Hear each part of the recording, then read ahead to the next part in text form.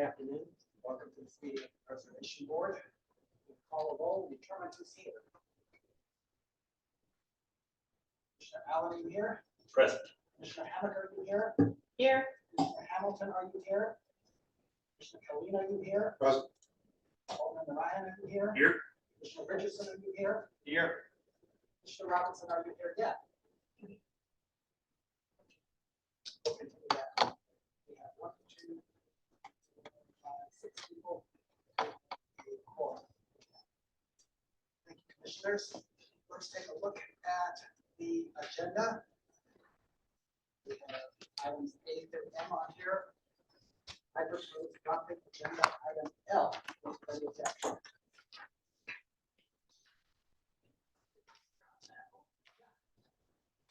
Why would we be doing closed session? Anyway, There's no reason for a closed session. let's drop out. This will be our agenda then for business. Has anybody read the minutes of December 18th?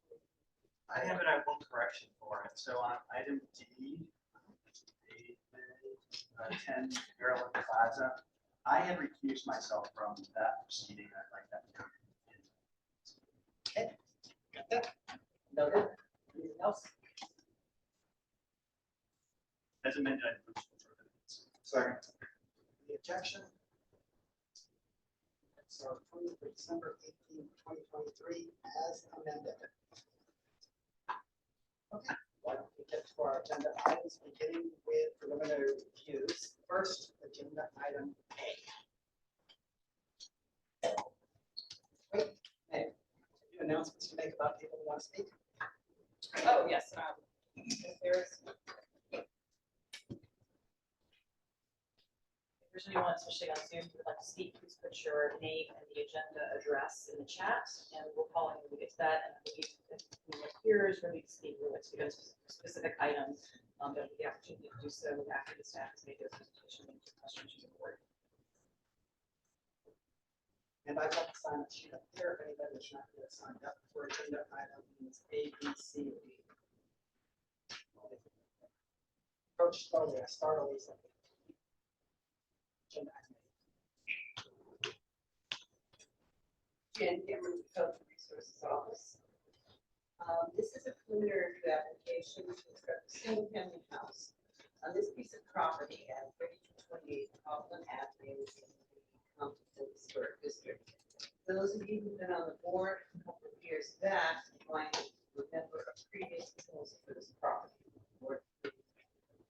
It was non-compliant in some elements because of the unusual situation of this property, which is just at the extreme northern end of the historic district, adjacent to the highway. And it's really actually very difficult to get to this property. To actually hitting there, I think, to go for it. So for that reason, the board granted at that time a little leniency to propose for us tonight is different entirely, and it is less compliant with historic standards. Next. Yeah, this is the site. You can see how close it is to the highway, and really how distinct it is from the remainder of the district. So the staff has reviewed this proposal, keeping that in mind. Next. And again, this is the site. It's at the extreme left. The only adjacent historic house is the one that you see in the left-hand slide. And that is its side and rear yard which face this property. On the right-hand side is the eastern edge of the site, and it is down an alley with exclusively garages. Next. This is the proposed, you can see it's a very unusual floor plan. In the first floor plan on the left, the parking area that was originally proposed to be entered off Copeland in the lower right in that slide has been deleted by the owner. So that will be no longer a variance from the standards. But it is an unusual massing and exterior materials as you'll see in a minute, also not comply with the standards. Next. This is the proposal of two-story house with a one-story entry point. And the west elevation, which will face the alley, has a large patio with a stucco privacy wall. The materials and the fenestration, the roof shapes, and the privacy wall of stucco do not comply with standards as they're written. Next. Two other shots. You see the mask is very unusual and not really in code to the district.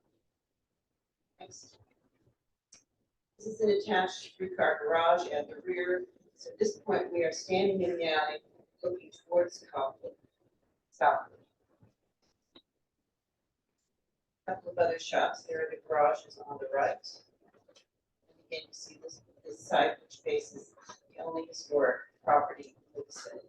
Next. We're heading down Copland towards the east. The property on the slide on the right is directly the center. And as you follow Copland around, you see, site again on the right-hand side. This is standing on the property on the left, looking directly towards the side of the historic house. Again, on the right, looking southward along the alley to the rear of the project site. So, the design of the proposed two-story house complies with the standards in location, spacing, and setback, roof materials, and paving and ground cover. However, it does not comply with the standards in scale, size, proportion, architectural details, roof shape, walls, fences, and enclosures. Because of that, and despite the fact that the building is in a very unusual location within the historic district, the staff is recommending that the preliminary approval be withheld.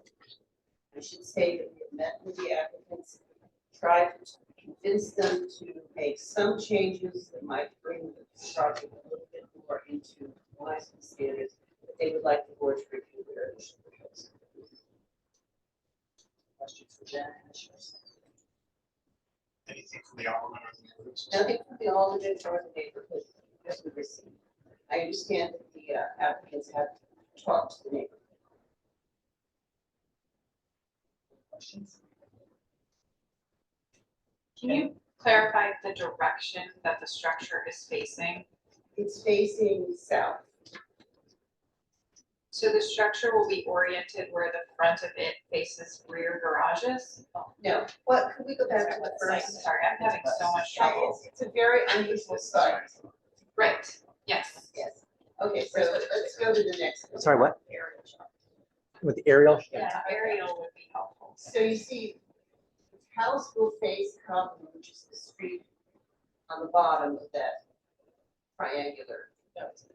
I thought Copper was the Right diagonal here. on top. That's why I'm having That- trouble. Oh, yeah, it is, but the house is actually where the arrow is. Correct, so So where's that the front face- door? It will fit. It faces Copeland, right? Yes. Yeah, it faces right here. It faces this side. This is that side. This is the alley. Yes. Oh, okay, I'm sorry. I This is- apologize for that. So the It's a house itself very is confusing oriented to site. the west. Thank you, just checking. I have to say, so far I'm inclined to support this house of mystery. Right. And as I said, you would have to be kind of looking for it to actually come across the site. Okay, thank you. Questions?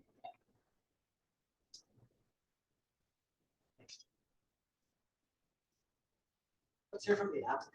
We probably have some questions. Where's the front door? Hi, I'm Molly Neal. This is my husband, Ryan Stewart. We are not public officials or public speakers, so as we fumble through this, please forgive us. We're current residents, actually, of Ward 4, Alderman Marion's district, and we're looking forward to moving to Ward 6, where this, I don't blame you one bit. you don't think you what? I don't blame you one bit. No, we love Ward 4. So I honestly don't know like how much of this is supposed to be personal and how much is supposed to represent like what we're trying to meet with the standards, but it's been very, so we've been together for about 10 years. I'm not originally from St. Louis. I'm from like super rural area, northeastern Ohio. I've been in the city for about 15 years. We've been married for 10 years and lived in the city the whole time. He's a resident, born and raised in St. Louis. It's very, very important to us that we stay within the city. We have a 1.5-year-old son. And instead of moving out to the county like most of our friends are, we like want to get back and stay in the community. This property is super important to us because about 3 years ago, I was diagnosed with an acoustic neuroma, which is a non-cancerous brain tumor. I had surgery at SLU. It was a fantastic surgery.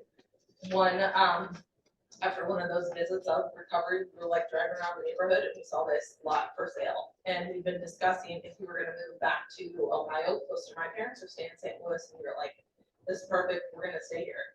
So we closed on the land. We had no idea like kind of how to jump into this with building our forever dream home. We just know this is where we wanted to plant our roots. So we got with an architect, and started like researching a lot of the neighborhood and a lot of what we want our future design home to be. And so that's kind of where we made it with this. So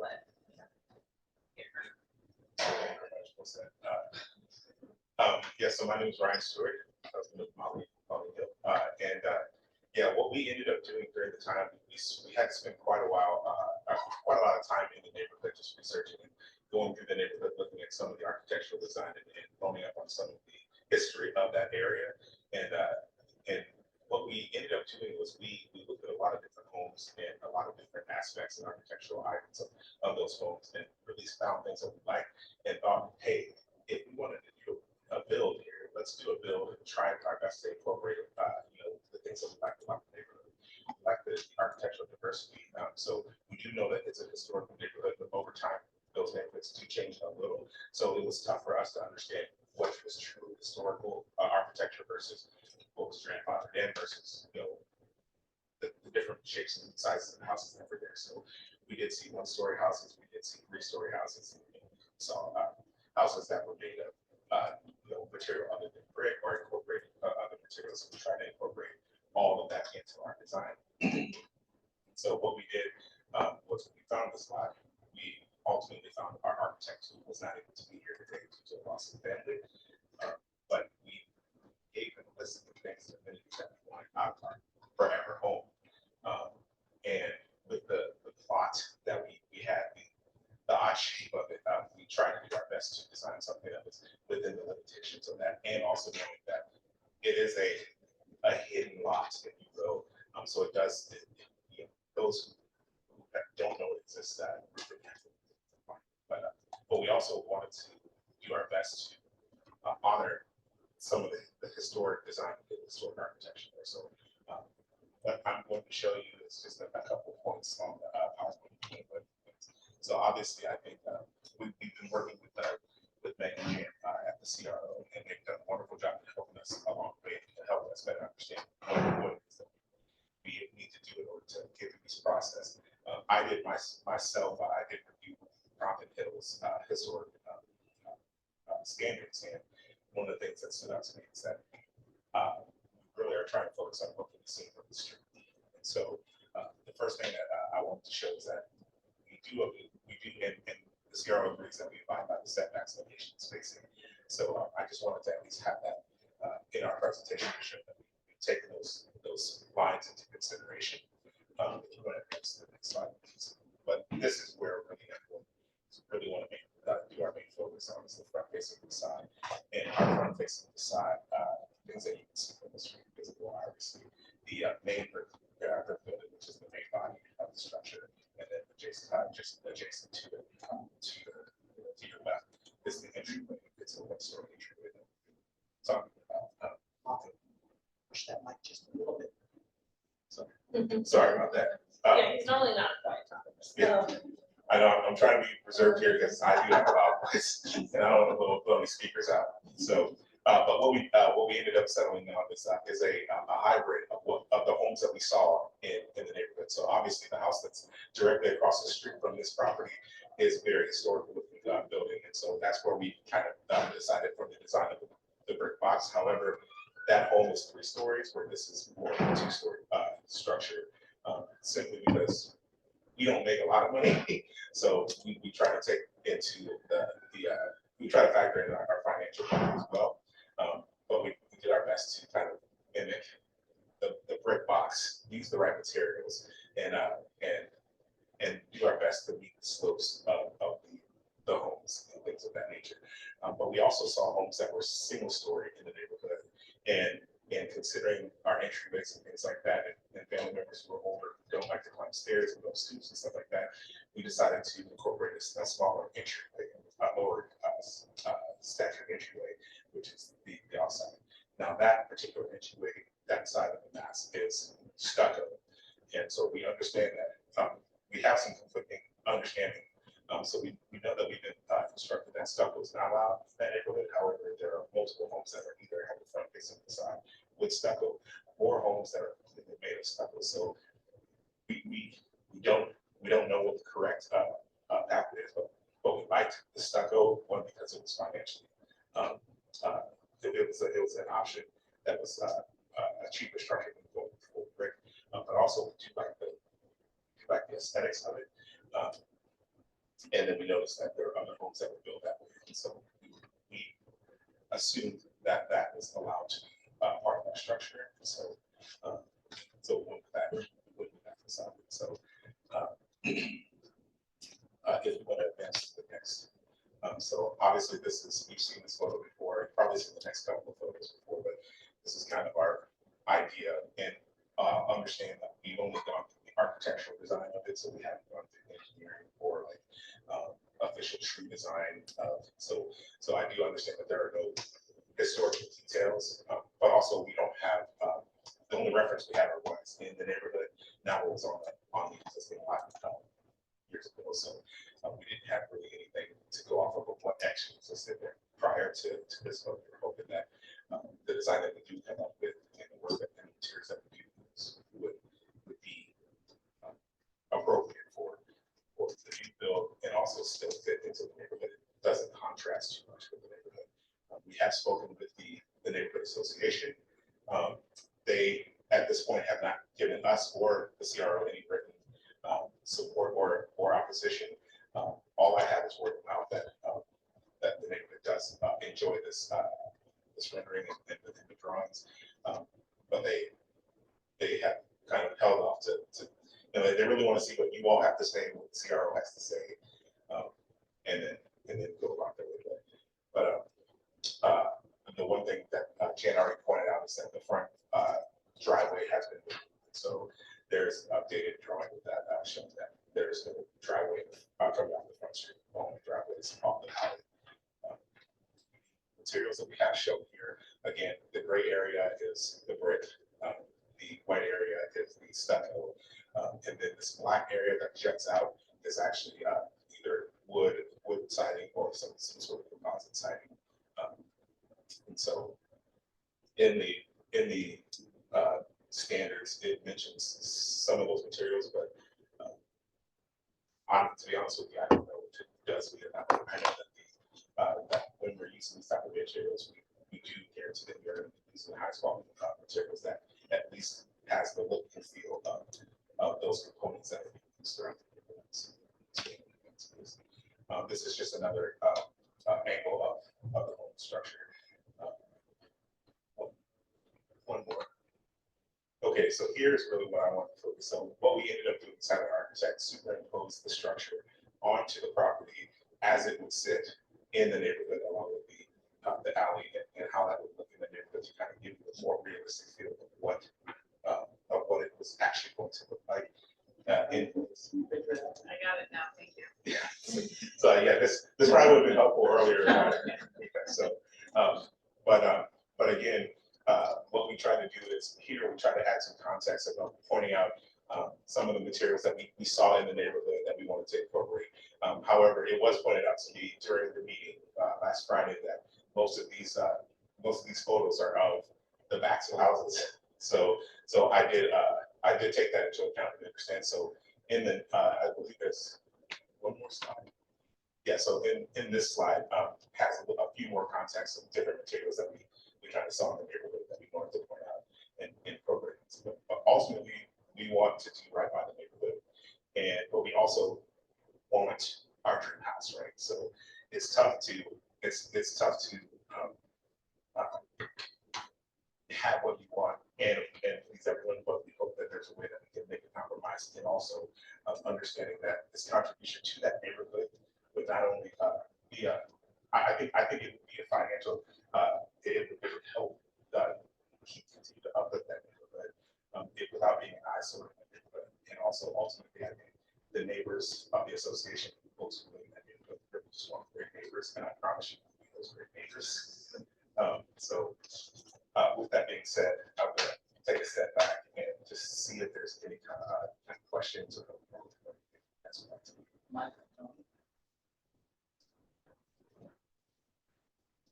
think. Oh, you never know in that work here. So staff says that you haven't met the standards. Did your architect think he had met the standards and there's not a meeting of the minds yet? He did believe that we had met the standards, based on what he's read in the guidelines and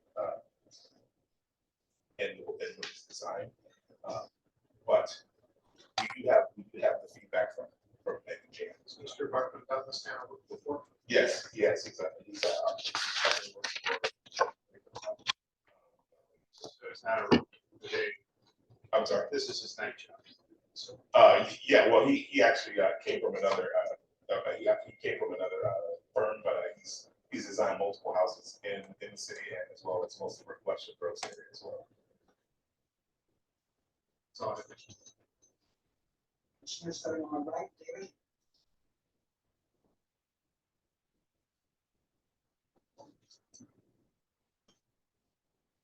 Jack, when was the last time there was a structure on this property?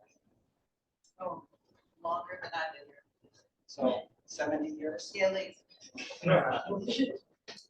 Thank you all very much. So that means no tax relief for 70 years. Yeah. Put that on the record.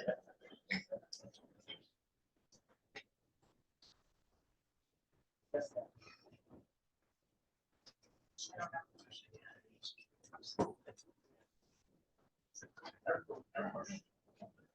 I move that the preservation board withhold preliminary approval of the proposed design as it does not comply with the requirements of the Capitol Historic District. I just read what you guys wrote. That's We did on audio Oh, okay, recording. sorry, forgive me. That the preservation board withhold preliminary approval of the proposed design as it does not comply with the requirements of the Compton Hill Historic District standards.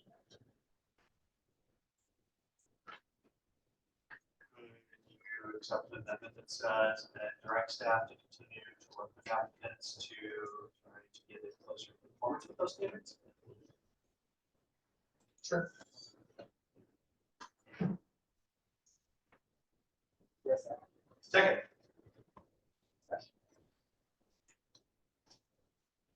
Well, I guess Commissioner Killeen, do you feel comfortable with that amendment? And do you see a path here to this design, or are you just totally opposed to the concept completely? Well, I've done work in that district and actually I'm the modern Gothic one that I pointed to up there.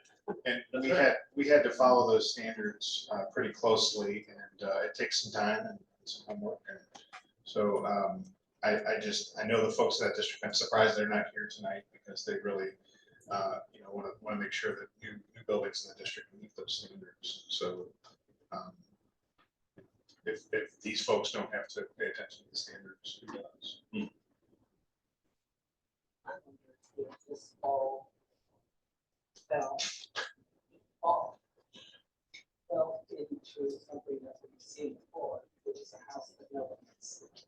Yeah. On a lot that no one else. That's going on. Well, And we've done this before. that could quite possibly be true, but I'd say lots of support from the neighborhood and the alderman would help with that.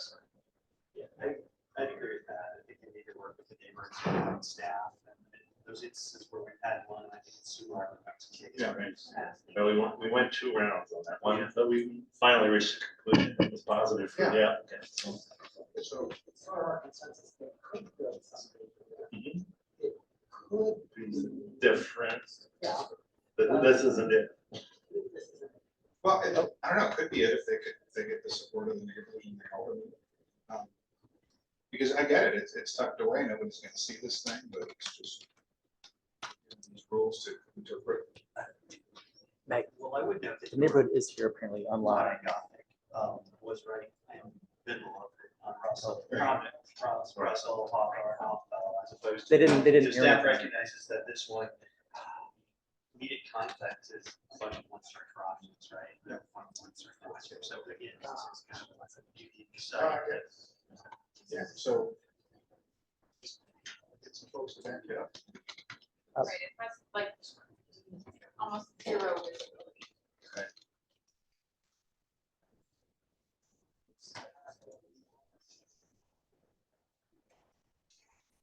Mr. Callum? We have some consensus. Wait. I think it would be helpful to have the community perspective in writing. We can come back to this, right? So it's not a no, it's just a little bit more. Is that more thoughts? I'd like some more thoughts. We understand that the president of the committee is on Zoom. Well. And we weren't aware of that. I just checked my phone.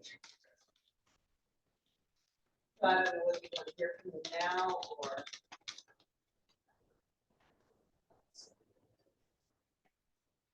Withdraw the motion, right?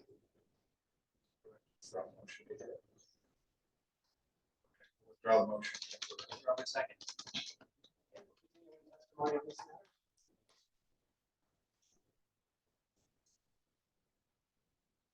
matter. It's a Vanity G. She is the head of the neighborhood group. She wishes to speak on the item. Hi, can you all hear me okay?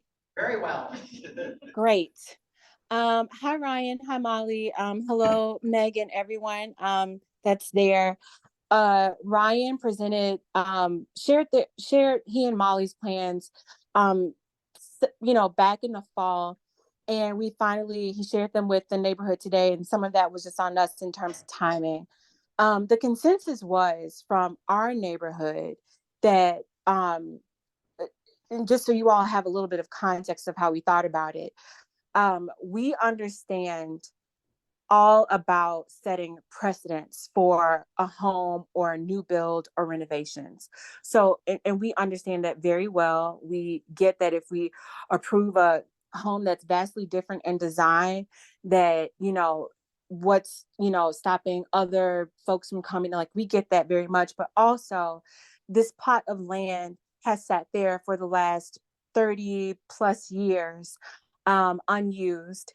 And we have all the history on the home because the previous owner shared that with us. In addition, we are primarily concerned with the home, the street, the Copeland facing side, adhering to our standards and the CRO's requests. Outside of that, we are not feeling as pressured to make sure the rest of the home looks as historically similar to the other homes. That doesn't mean that we don't have other questions or aren't going to work with the owners on things that we want to make sure, still fit with the neighborhood, but we're not against the idea and the design of the house as it stands in its entirety. We're not trying to get in the way from opinions. We just want to make sure that it adheres to the CRO's guidelines. And so we did not feel confident at the time that we could offer a letter of support or conditional support because we didn't have the feedback from the CRO to compare anything to. So that's part of the reason they don't have a letter, is that we did not have feedback from the CRO in time before the meeting with you all today. So I wouldn't, necessarily take our absence as a letter that our entire neighborhood is against this design and against them building. It's that we did not have all of the information to write one fully in good faith. So I just want to put that out there, and we're definitely going to work closely with them to help them meet the guidelines and the standards. But we do want this family in our neighborhood. We do want this family to build their home, and we do want them to stay there forever, just as they want to. So I just want to be very clear on that we are here to support them and help them get their designs to meet the standards without having to, drastically compromise the vision for their home.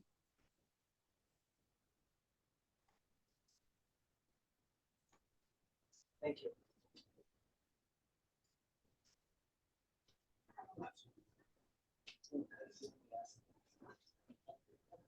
I move the preservation board delay this motion on this item to allow time for the applicants to work out details with staff and gather support for this. Second. Can we somehow include in the motion that they need to work with staff on the upland facing side? Since that seems to be what the neighborhood is concerned with.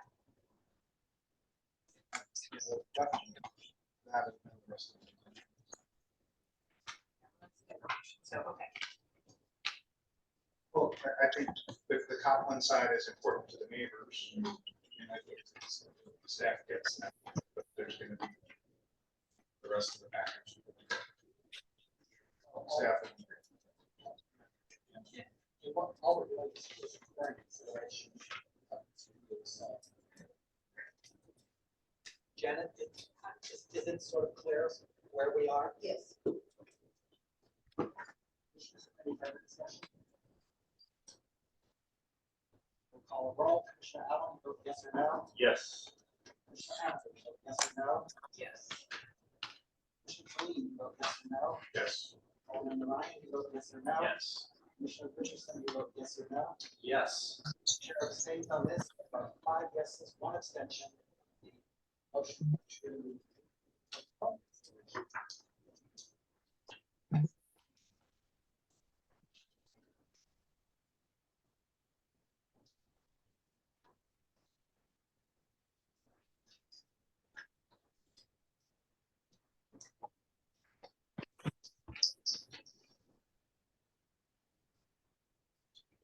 Okay, calling agenda item B, noticing that for the record, that Commissioner Khalid has recused himself from consideration.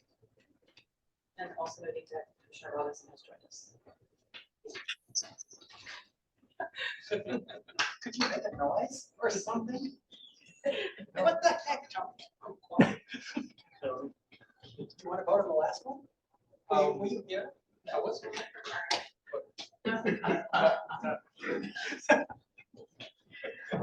the lawyer. Why didn't you say something? I thought Commissioner Robinson had to abstain. Just walked in before deliberation. He could have been thinking about this for a month. And if it were anything other than, I would have been saying. Good enough. For a minute, For the record, no, Commissioner Robinson is now. Good afternoon, board members. My name is Meg Vista, Cultural Resources Office. This is a agenda item is at 2928 Minnesota. It's a proposal to demolish a 1.5-story brick house and construct a very similar 1.5-story house. The next slide, I'll show you the siting. So this is along Minnesota Tower Road East. You can see inside on the right the exact location. It's near the corner of Pistolesi and so next. 2928 Minnesota is located in both the Tower Grove East Historic District and a Preservation Review District, and I should add a National Register District where the Cultural Resources Office and the Preservation Board have jurisdiction over demolitions and new construction. As I mentioned, the proposal is to demolish the existing buildings and construct a 1.5-story residence. What we have now is a 1.5-story front gabled house of vernacular design constructed in 1884. The front facade's first story has 3 evenly spaced 1/1 double hung windows, 7 segmented arches with limestone lug sills above. The second story, or half story, a single window with limestone lintel and lug sill with the gable. Just go through a couple more slides. You can see some context along Minnesota. One more slide. This is looking south, so the house, the proposed demolition new construction is on the left. And then there's there on the right. So So under the preservation and review district ordinance, we look at several criteria. Number one, redevelopment plans. There is no redevelopment plan for this area. We look at architectural quality and know that it is a contributing resource. The existing building is a contributing resource to the Tower Grove East local and national registered districts and is therefore considered a merit building. Condition, if we can get into the next slide. So the building is sound under the definition of the ordinance, but it's deteriorated. It has a number of structural issues. We would note that the block is entirely residential with a mix of two-story brick buildings and a few 1960s era one-story houses. Properties are generally well maintained. As far as reuse potential, we consider that to be low. Let's go through the next few slides. Considering the building's general condition, although the front wall appears to be the original brick, the side and rear walls have been built poorly, and there are areas of severe deterioration. Just go back to the previous slide. See that right side is T111 covering wood frame, and it's sitting, the next slide, is sitting atop a rotting sill, and there's actually cinder blocks underneath the house supporting the back part of it. So the rear addition was poorly constructed and its foundation is crumbling, and according to a structural inspection provided by the applicant, the roof was altered to accommodate the addition and would need to be rebuilt if the addition were removed. We have not received evidence of economic hardship. As far as the subsequent construction, it's the rear of the building. So proposal is to construct a 1.5-story single-family house for the current owner of the adjacent property. And in the slide, the house on the left with the blue door, that is where the owner lives. The new building's design would be architecturally compatible with the surrounding properties. And I'll go through that list here, but we can just page through some of these renderings showing the streetscape and how it fits into the streetscape. These are the front and side elevations, the rear and side elevations. This is the siding of the building, so you can see that it maintains the building line with the property next door. It's kind of staggered along the blocks, and it does a good job of remaining keeping with that consistent. And then this is a section showing the building lines, and there's some other buildings on the block. Floor plans. And then this is a streetscape. So, as I mentioned, the building, it complies in terms of alignment, the setback, in terms of mass, it generally complies. The block is a mix of 1- and 2-story buildings, and there is a 1.5-story house immediately to the north, similar in scale to the proposed design. And its administration is reflective of that proposed for demolition. Scale substantially complies. This is our streetscape, and we know that it appears that the floor lines of the proposed building will be largely consistent with adjacent structures, complies in terms of proportion. One area where it doesn't comply is relatively minor. The windows and doors of the proposed building make up 18% of the facade, and the standards say less than 25%, but we would note that the percentage is nearly identical to the solid wood ratio of the building proposed for demolition. In terms of facade material, that's in compliance, and foundation is not applicable. So, when we're kind of conclusions, we note that this building is located in the Tower Grove East Historic District, a National Register District, and Preservation Review District. It is sound under the definition of ordinance. It is a merit structure, and we know that the proposed subsequent construction satisfies the requirements of the Preservation Review District ordinance and the Tower Grove East Historic District requirements for new construction. And on that, we do recommend that you grant preliminary approval. I would also note that you have a letter in the packet from the Tower Grove East Neighborhood Association, and it doesn't make here to speak in support of this, but they are supportive of this application.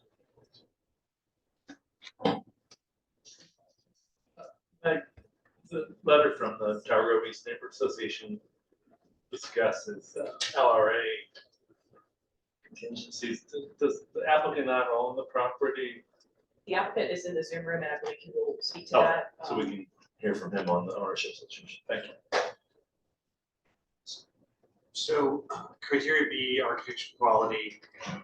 Demolition of sound high merit structure shall not be approved. Demolition of merited qualifying structure shall not be approved except in unusual circumstances which shall be expressly noted. Have you noted what those unusual circumstances are? I did for the agenda report, but you're correct that I should have addressed it more specifically in that item. And that is the building is, there's not much left of the building. The front facade is intact, but I personally inspected this building. I went all the way around. I looked under the building, I looked in the back, I pressed on that wall, which is a little scary. And as a almost 30-year career preservationist, I don't see a future for this building. The new construction is in compliance with the Tower Grove East standards for new construction, so.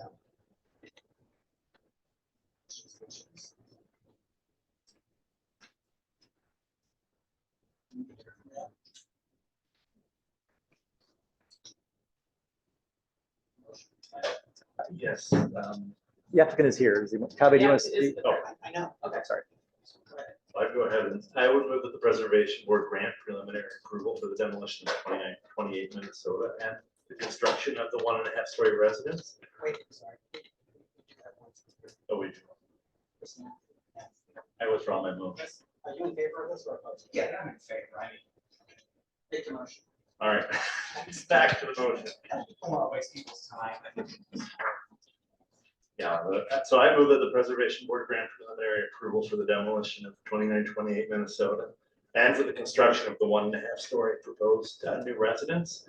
As the proposal meets the criteria for demolition and new construction under the Preservation Review District ordinance and further meets the new construction standards of the Tower Grove East Historic District. On the condition that a demolition permit not be approved until the issuance of a building permit and that the final drawings details exterior materials and color for the new building be reviewed and approved by the Cultural Resources Office staff. Second. Commissioner Allen, you vote yes or no? Yes. Commissioner Humphrey, you vote yes or no? Yes. Commissioner, sorry, Alderman, you vote yes or no? Yes. Commissioner Richardson, you vote yes or no? Yes. Commissioner Robinson, you vote yes or no? Yes. Chair abstains on this vote. There are 5 yeses, 1 abstention. The motion carries. Abe, congratulations. Thank you, everybody. Thank you. Thank you for sparing us speaking as well. Yeah,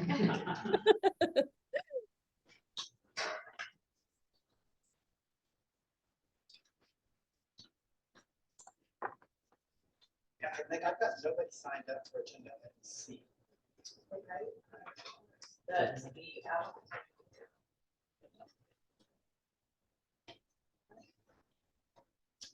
Is there anybody who's voting there? I don't have anybody. You might announce it again in case they, Yes, if there's anybody in the Zoom room who would like to speak on any agenda item, please put your name and the address of the agenda item in the chat, and we'll call you and get to that agenda item. So we have nobody. representing the application. Commissioners, move to approve. Second. Roll. Commissioner Allen, yes or no? Yes. Commissioner Hammer, yes or no? Yes. Commissioner Lee, yes or no? Yes. Alderman Ryan, yes or no? Yes. Commissioner Richardson, yes or no? Yes. Commissioner Robinson, yes or no? Yes. Chair abstains on this vote. There are 6 yeses, 1 abstention. If you want to demolish something in the city, it's like, you should come and tell us why. On agenda item D. This is 2120 Washington Avenue. This is a preliminary review of a request to demolish a 1-story commercial building and construct a 6-story mixed-use building. This is the building in question, 2120. If you go to the next slide, you can see the map view and then the aerial view showing in context. This is going south, so you can see the soccer stadium at the top of the slide, warehouses and other buildings and vacant lots that surround it. So take a walk, keep going through these, and just give you some context. It's a 1-story commercial building along the Washington Avenue corridor. The proposal is to demolish this and build a 6-story mixed-use building with retail and residential units and also a multi-level parking garage. The idea of the context here, I'll go into that a little bit later, but there is a mix of warehouses and unfortunately a great number of vacant lots.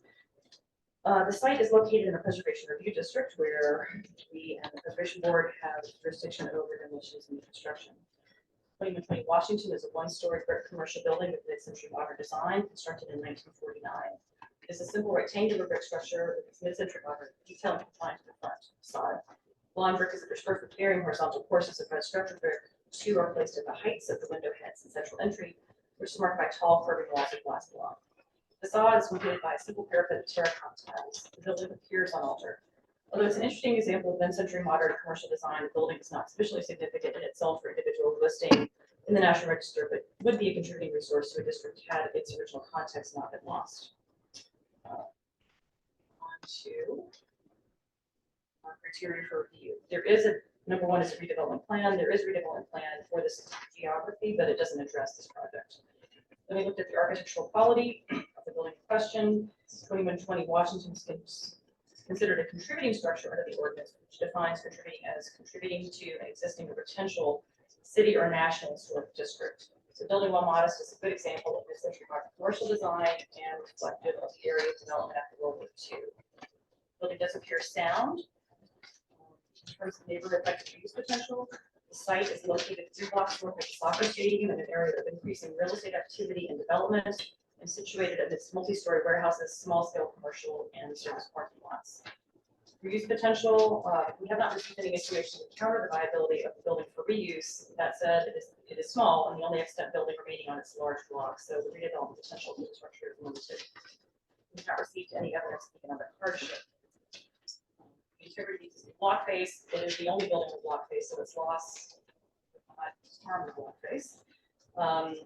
Proposed demolition with unique or significant character. We conclude that the building does not possess unique or significant character important to the district, street, block, or intersection. And this loss would have negligible impact on the integrity of the balance and density on the site, block, intersection, or district.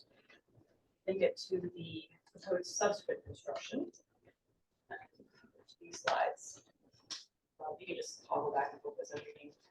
Proposed new construction is a 6-story building with a lobby, clubhouse, courtyard, small retail, 113 residential units on the north and east sides of the first floor. And these uses would wrap the 6-story parking garage with 415 spaces that would face south and west. The parking would serve the residents as well as businesses and buildings and downtown venues in the immediate area.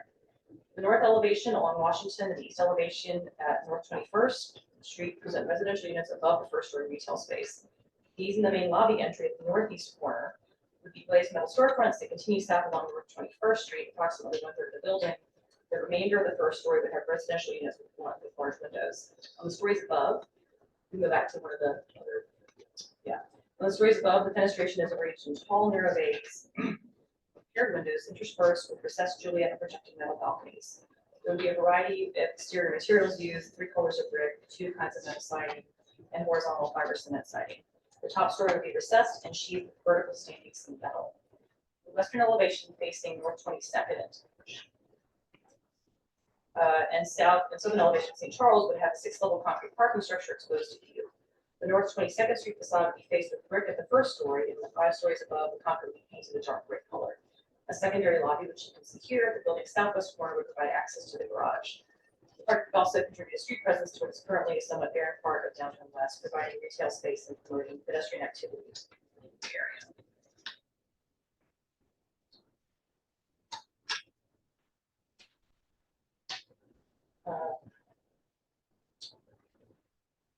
Proposed use complies with current zoning requirements. It does appear to comply, but we do know that 4 parcels would have to be subdivided or consolidated into a single parcel.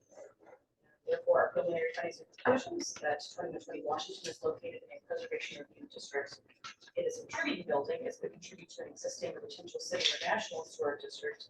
It is sound under the definition of the ordinance 64689. The loss of the building would not negatively impact the appearance or integrity of the site, intersection, block, or district, and the new construction would exceed or equal the contribution of the existing building to the district and would add residential development to the area, as well as providing parking to support your business and uses. Recommending that the Preservation Board grant preliminary approval. I also note that we got this probably last minute today, but we did receive a letter of support from the alderman. And the applicants are.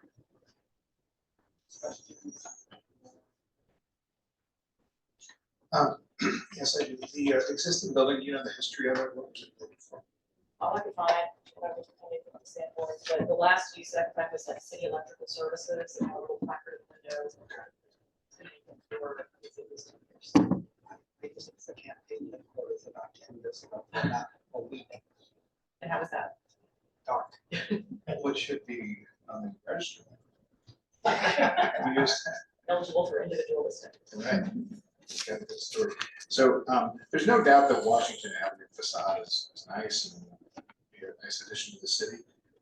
Is it under your purview to be able to say, hey, let's dress up the 22nd Street facade? Because that's pretty cold and bare. That's the parking garage. We did speak with them about some alternative treatments, and you see where in the recommendation is that we work on the details with them. So this, we don't think it's the absolute final. We talked about some raised panels, some other ways to obscure mitigate the impact of that location and to that. So the back of the existing building is one of the most disappointing things. That's not-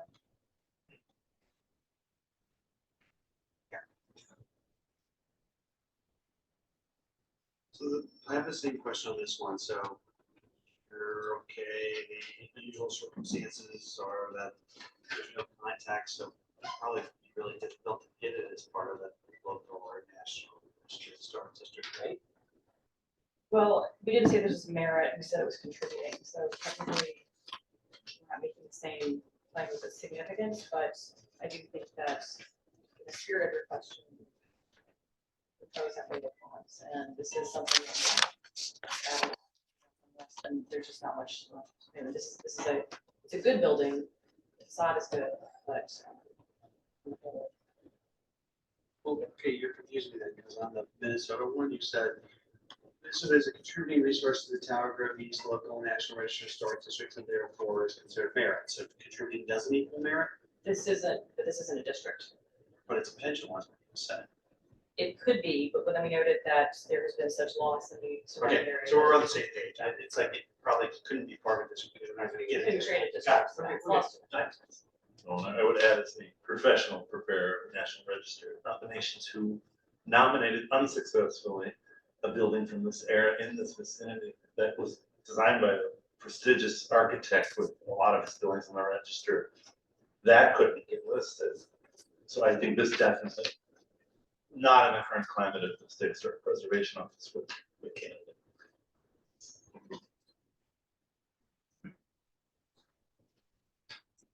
Okay, let's hear from the applicant.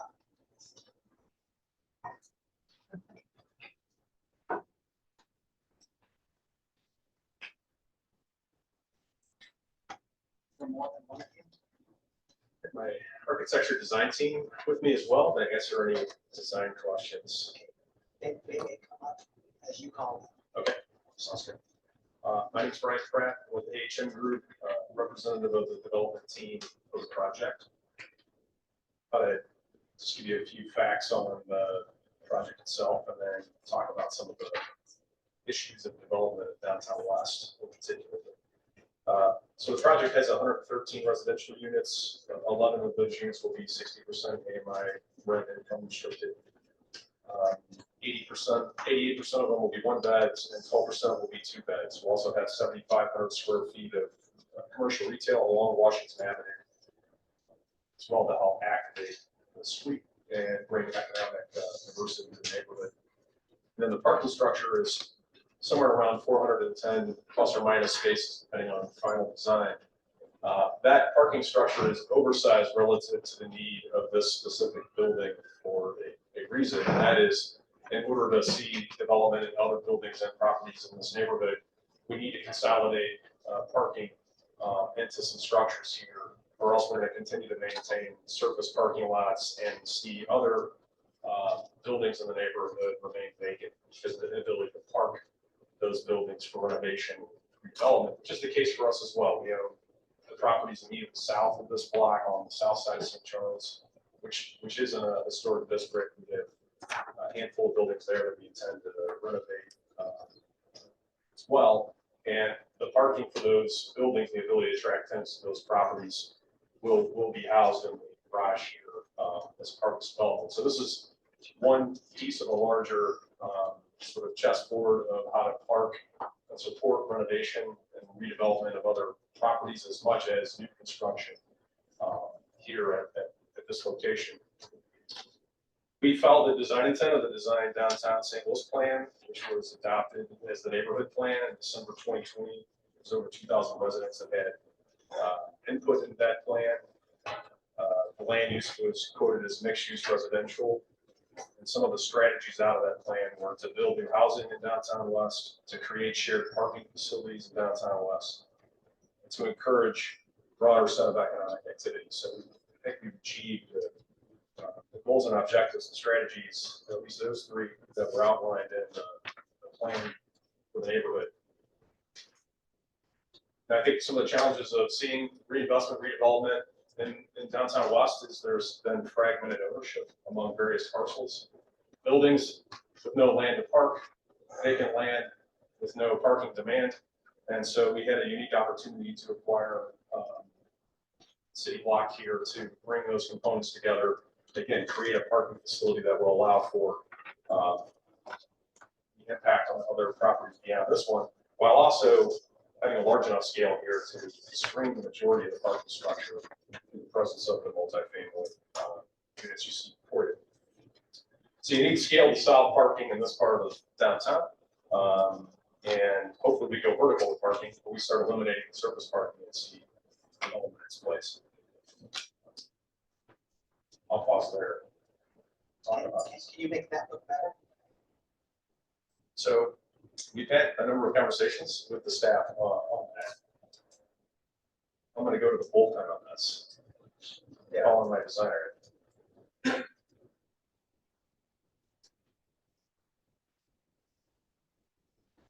Make that look better. I can make anything better. I'm Tyson Pyle, I'm an architect with Arcturus. So yeah, the garage is an interesting challenge from this, obviously. One of the driving factors is to keep it open air from a cost standpoint. So having air pulled through without having it being mechanically vented is one of the issues. So combine that, we have to have actually air going west to east being pulled through the building. So on the court, I think if you had the courtyard view, if you don't mind switching to that, that view, you'll see that it's open along the left-hand side. That is the prime way in which we are going to evacuate the exhaust. So we can look at ways in which we can upscale that facade in a way, but it has to maintain that openness requirement. So we understand that that's the hard fix, and that's been, I think, the point of a lot of discussion. So also, you know, we don't want to hide architecture in a way. Some garages don't do it so well. I'm a big proponent of a graphical or another way in which we embrace the parking garage, maybe not shun them so much. So did that answer your question? I live north of it, so I'm okay. Okay. Yeah, I think the other consideration, obviously, development cost is expensive in today's day and age. It's difficult before interest rates shot up and inflation and construction costs. And so finding a cost-effective yet aesthetically attractive solution here with the staff is something we'll continue to engage in. But Remember, Trevor's on wheels. you know, we did discover that the soil condition alone and the structural implications, this is after we've had discussion with the staff, added another $500,000 to the cost of the garage alone. So at some point, you begin to approach a number where structured parking doesn't make sense for development again.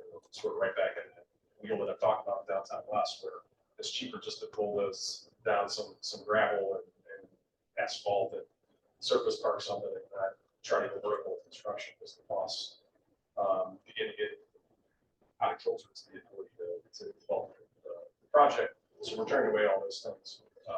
What's directly across the street? Is that a vacant lot? To the immediately to our west is the 20 financial. That vacant lot's there though too. Actually, I'll come you back to the area. But it's a vacant lot to the south end of the garage. Well, I just think that if we can come up with an affordable way to make that a bit more aesthetically pleasing, kind of funky like that neighborhood out there, you might attract more neighbors, and there's going to be another building going up across the street, which will increase your value. It's just, the city is filled with these dead parking garages. So if there's some way you guys can make that a non-dead thing, it's, you know, kind of infects that corner. I think I at least would prefer it. I can't speak to the other. I know the soccer team hired some local artists to do some murals inside of the garage, but in the way that you could see it when you walk by as a pedestrian, which I think adds a lot of interest to the street. That's not something we can require you to do necessarily, but an idea. Yeah. And I applaud you for this. It looks fantastic. It's just, so I'm bringing around. I know costs sort of thing. So, No, those are valid comments, and I think we have explored some of those, so, sounds good. Did you pause or finish?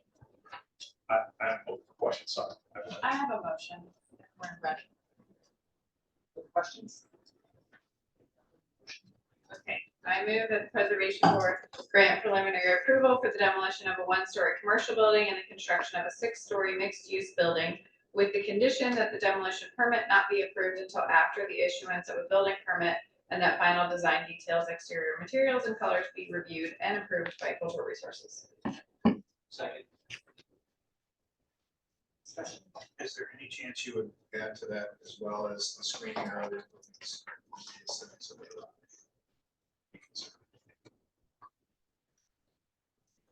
That motion will not hold up to thinking about. Staff, is it clear that we want that garage space? I think it's clear and I. As well, so. We'll hold it. So that's not- Give me a very clear direction from the board on this. Commissioners, I'm gonna call a roll. Start the second with that motion. Commissioner Allen, vote yes or no? Yes. Commissioner Hamilton, vote yes or no? Yes. Commissioner Lee, you vote yes or no? Yes. Commissioner Ryan, you vote yes or no? Yes. Commissioner Richardson, yes or no? Yes. Commissioner Robinson, yes or no? Yes. Chair abstains on this vote, there are 6 yeses, 1 abstention. Motion carries.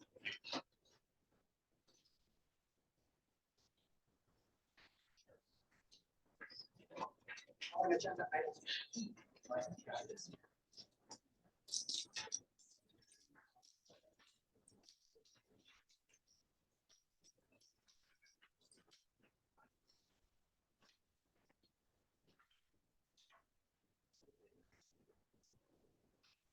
Okay, I have a prelim in Soulard to construct a 2-story addition to the back of the property. This is the building in question. It's sorry, I can't see very well, sorry. And on my glasses here. 2219 South 7th Street. As you can see, the building itself has been a little mucked up over the years, the front facades and all. Please go ahead. This is the question, this is the site. So you see it faces SPS, so it's the very eastern edge of Soulard. Surrounded by a few empty lots. And you can see, sorry, go on. And this is a little context looking south and north along 7th Street. Okay, so this is the building in question. Because the empty lot on the right side, the right side of the building is deemed semi-public. So any kind of additions on that side are not allowed outright by the code. This is similar to what we saw in Benton Park recently, where we had an addition of a porch we could approve outright because it was not allowed. So, Andy, go ahead. Kind of walk in the building, it's looking northwest. This is the back. The addition will come out the left side on this picture as well. It kind of projects out the rear a bit. Next. And this is the back. The addition will go with a concrete block, 2-story addition that kind of fills in that old back porch area. So the addition is going to go there, project out to the north side. Next. It's a better shot showing that. So the whole right side of that concrete block 2-story portion will come down, and the brick portion of the new addition will go in that location. Next. This kind of shows you site plans, existing versus proposed. You see where the little guy is now at the bottom. And the addition now is filling that whole space. Next. So they're basing this on a kind of St. Louis L configuration, which is common throughout the city. I can help the applicant find different examples to base their design on. And this is one at Benton Park on the left, and on the right is what they're proposing for their design. They've been great with us. They've worked with us in the neighborhood. The entire addition will be clad in brick. The fenestration will mimic the existing building. We'll work with the applicants at the end on finer details to kind of make sure we distinguish the addition from the original. But overall, even though we can't recommend that you grant your approval on it, the applicants have worked well with us in terms of design. You see the whole thing will be brick. Illustration will, again, segmented arches will reference the building in question. Keep on going. in the back of your brick as well. Same thing with fenestration, kind of aligned with the existing historic structure. Next. So SRG is in support of the project as long as it's bed and brick, which it is. So again, we cannot recommend that you grant approval. We work with the owners to kind of craft this addition to be compatible with the design industry. So if you do grant approval, I do recommend that you at least state that you will work with us on the finer details.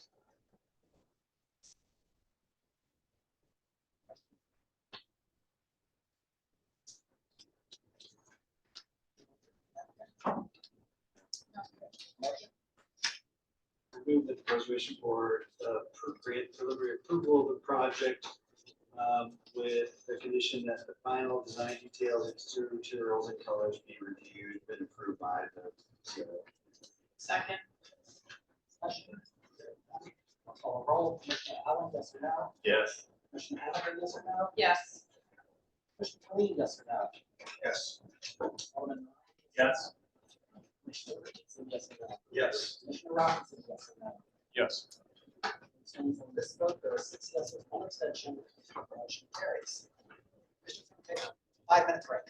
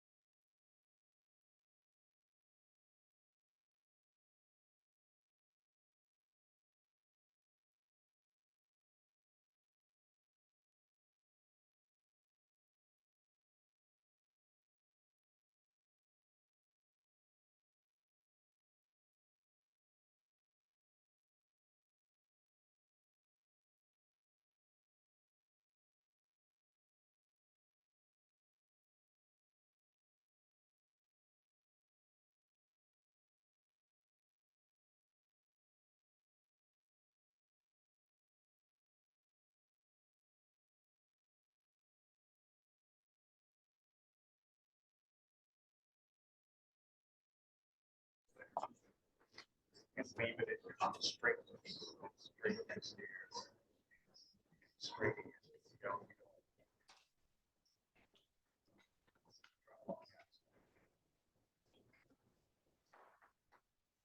Thank you very much for your patience. Let's take a break. So now call agenda item F, which begins a different section of this meeting. And goes to testify, affirmative telling the truth. Voting on record, so everything in your presentation.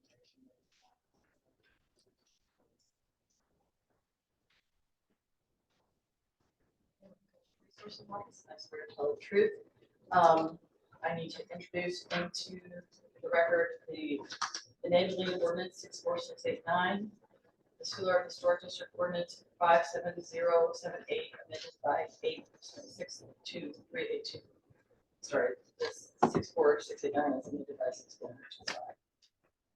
And then the agenda, the PowerPoint, and the presentation. 2409 South 10th Street is within the boundaries of the state of Solar Local Historic District, where the Coastal Resources Office Conservation Board has jurisdiction over your construction. Our project proposes the construction of a two-story single-family house on a vacant parcel on the west side of 10th Street, south of Bart. The corner lot has been empty since at least the 1970s. However, the building permit has been issued for a new building at that. The architect has been working with Coastal Resources Office on a design that will meet the Solar Historic District standards. Due to time constraints, the application was administratively denied, and the project is now being brought to preservation. These are photos of the model example building, which is near this one also on 10th Street. This is the proposed front elevation. As you'll see further on, the buildings on this side of 10th Street have a high basement due to the site configuration. The main issue with this building compared to the model example is, as you can see, the model example has a side gable roof with a dormer on it, and the applicant is proposing a flat roof on this building. The building complies with the Solar Historic District standards, except for the change to the roof line. And materials that they have proposed are also in compliance. This is the streetscape. The proposed building is on the right. And this is south, also have this similar basement level. This is the proposed north elevation. Currently, you would be able to see more of this elevation, but it will be behind the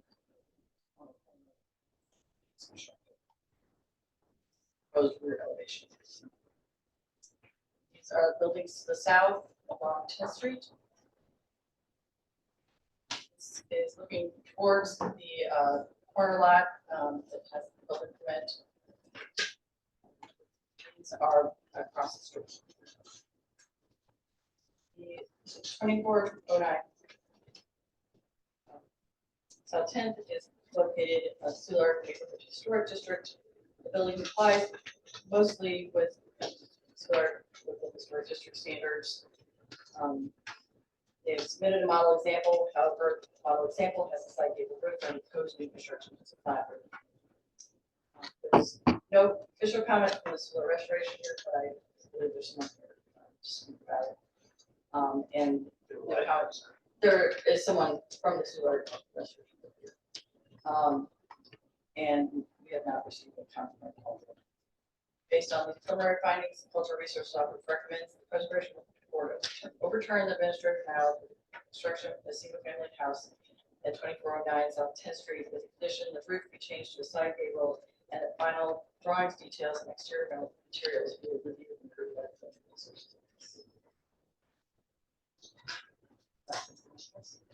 Yes. So on the entrance on this elevation drawing, are there vertical rollout course, like label courses on each side leading to that arch?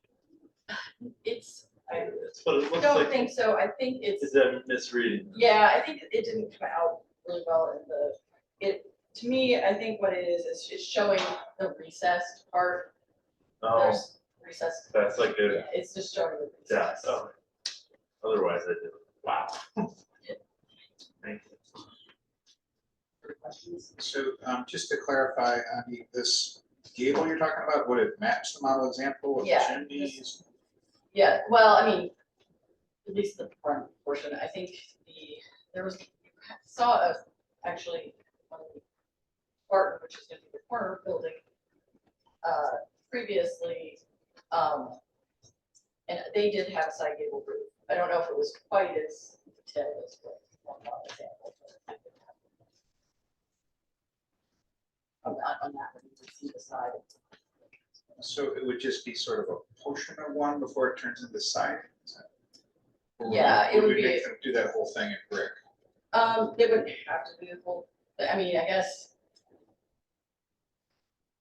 Without really seeing the proposals kind of say, I mean, it would obviously would be better if it was brick. I don't know that it would necessarily be required to be in brick under the standards, at least not the whole thing. Part of it. Well, I personally think this is a big enough change that I'd like to see it again before it gets approved. So this motion that staff is suggesting, I think, I'm not against the idea, but I'd like to see it again. Also, in Benton Park, we had a developer come in and say, oh, there's another building coming, and it never came. And we've been looking at siding for 15 years since then. I mean, they did, the reason we didn't recommend it being further was only because they actually do have issues with this building. Yes. Okay. Any questions?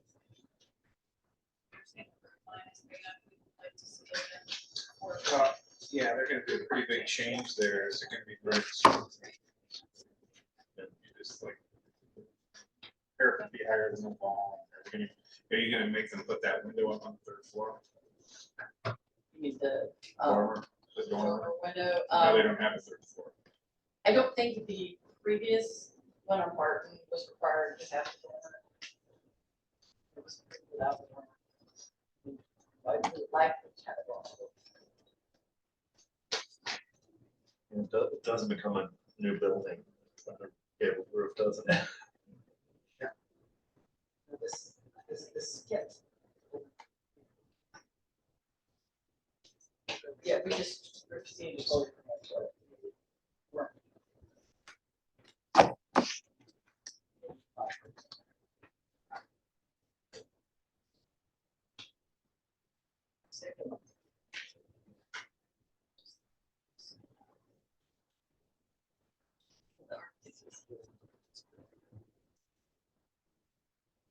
Well, I'm curious, I'm looking at this stone. Is that real stone there or is that some kind of fake stone?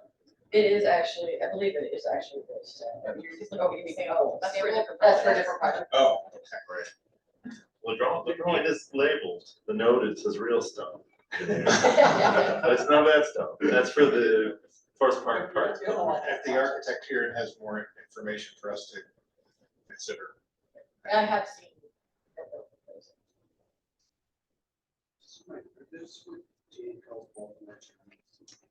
Yeah.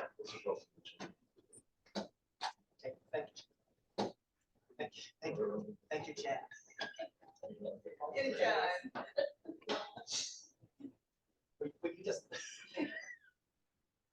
Okay, let's hear from you. We have some questions. That's Brian Nickus, as in the Zoom chat.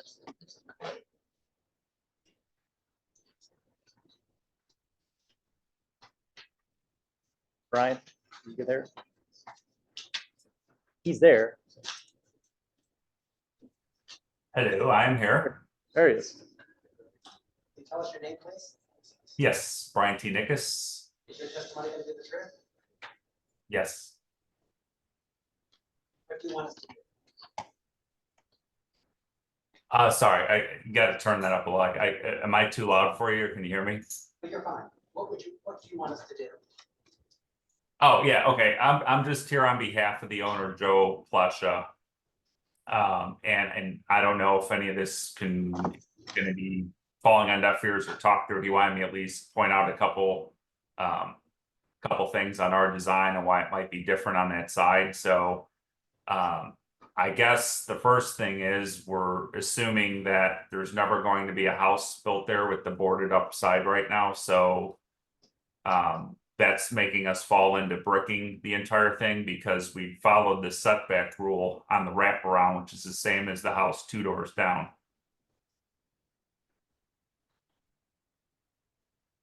So that, I mean, I guess we're fine to brick the whole side, but we feel that that technically is a lot with a house that could be sited on it there where you're never going to see any of this brick past the wraparound as we have it, assuming that that was built there. The other thing on our plan is a front to back house. A gable does not work really for this type of roof. If you go by the model example, it's like half the depth of this building. It's a corner lot as well. I feel we're being penalized that we're an open faced corner and we're not really a corner. We've matched everything else on this building completely. The side brick, we could do the whole side brick. Making that a gable roof and a fake parapet up there is, you know, kind of a giant waste of money and doesn't fall in line really with our plan with putting a gable front to back. Again, this house here is on the corner and it's about half, maybe less than that on a gable front to back, just architecturally and structurally speaking. So the brick thing goes hand in hand with that. Obviously, if we have to do that giant weird parapet there and they look like chimneys, but they're not, they're parapets.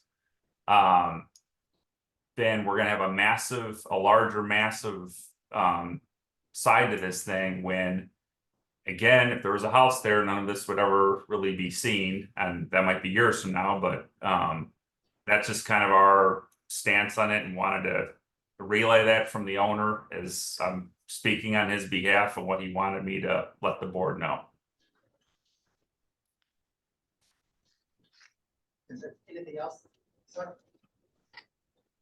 That I'm sorry, did you say yes or no? there's nothing else, no. So Claire, can I have ask clarification of staff?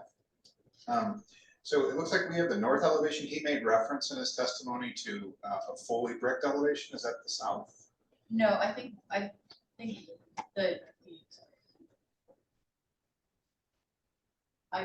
that was from the SRG that they wanted a longer return on that side because there is no currently there is not a house. Oh, I see. Okay, so same concern I had. Okay, so we did a big look at that house near the highway at Sular a few months back. And I remember the big discussion there is their standards require that you find a model example that fits on that block. It's not just an old house. So it's tempting to say, go find a model example that's 2 stories. It doesn't have that roof on it. But what's the context here? Is there anything like that? No, they're really, these 2 buildings and the one that they were going to start, the only ones that, there might be a few other ones, I don't know for sure, but they have this raised basement construction. And the one to the further south is actually a new building. That one you're pointing to now is new, Yes. which must have been based on a model example. Yes, but it was based on a model example that did not have a raised basement. Did it come through this board Yes, to do that? that was in the 2000s. Somebody got stuff plans and they've got an avenue. Sounds like they don't want to build that gable. Yeah, yeah, I mean, there is, I mean, obviously there are other possible model examples. We'd be fine bricking the entire end, not building the gable and the roof that is the fake parapet.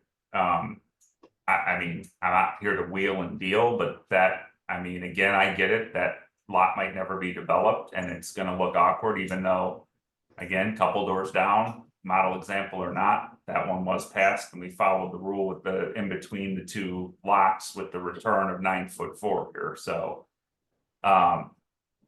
That's again, just, you know, it's where we stand and it's a model example we followed for the entire front. I mean, again, this is not a corner like the one we followed, so the front is almost completely copied and matched. And it was like, okay, do you want us to copy it or follow it in some kindness, being it across the street and having a higher elevation too? And I feel that it's pretty dead on. I mean, if you look at the front of it and straight on, it's almost exactly the same. And again, it's a shorter roof and design and a shorter depth, maybe is the word I'm wanting to use, to change. We're sloping this front to back, but obviously not pitching it high up like this one was, with it half the distance of the depth. Are you suggesting that they just put the brick parapet gable on the end and not build the actual shingle roof behind it? No, I'm just trying to clarify. Yeah, we were actually. The roof and the parapet. I mean, it wouldn't necessarily go all the way back because you're not gonna see it past a certain point, but. Yes. We've got SRT here. Yep.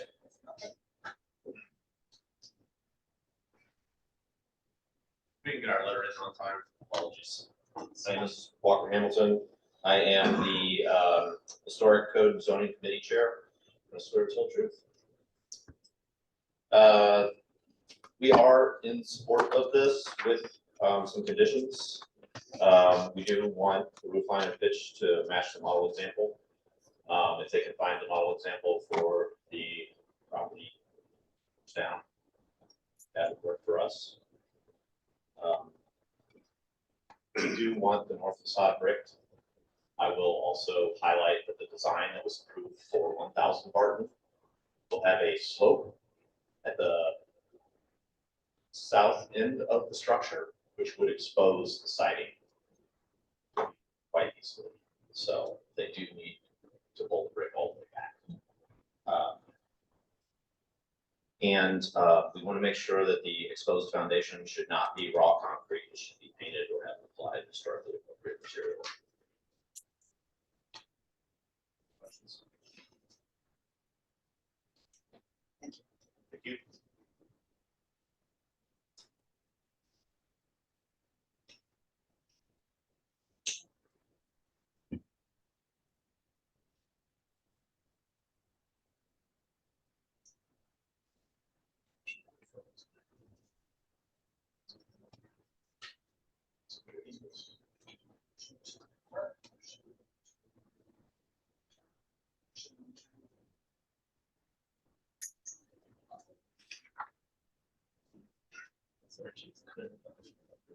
Well, that's what we're saying.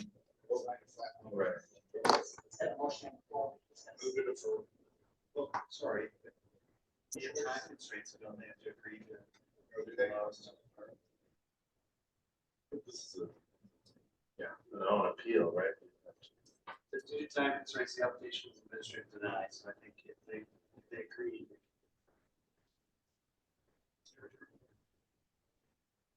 Right, yes.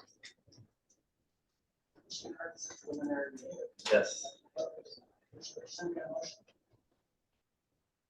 I'm gonna ask if they are okay with this, if they. Mr. Attorney, if the applicant agreed that we could delay this to the next meeting. It would require the agreement of the applicant, certainly. Their right to the ones that are stored at issue. And yes, if the applicant agreed, I think the answer is yes. They could defer it next week. Okay, the applicant online, or was it his architect? I move that we uphold the administrative denial. Second. So what does that do to time? Go back to the application. Through preliminary review. Yes. Yes. That's what I like about this approach.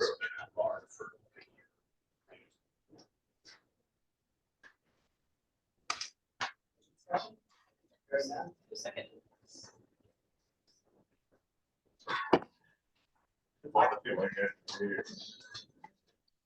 Motion on the floor for Dave, and it's been definitely seconded. Vote yes or no? Yes. Vote yes or no? Yes. You vote yes or no? Yes. Yes. Commissioner Richardson, you vote yes or no? Yes. Property sales, yes or no? No. Abstains on this, there are 5 yeses, 1 no, and 1 abstention, motion carries.